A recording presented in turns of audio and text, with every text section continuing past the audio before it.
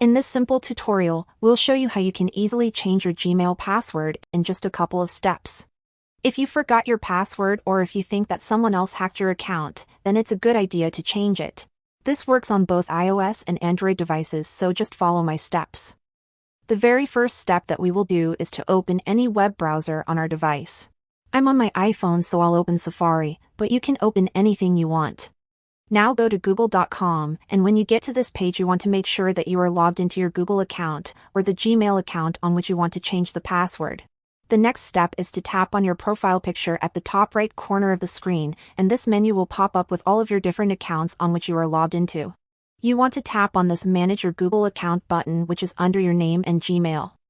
You'll get to this page with a bunch of different options, so you want to scroll up here until you find the Security section.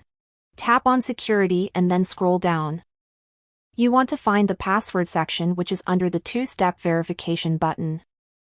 Now it's asking me to sign into my account, so I'll do that. And then you'll see this page where you can set a new Gmail password for your account, and you want to enter the password 2 times. Then click on this Change Password button and your Gmail password will be changed.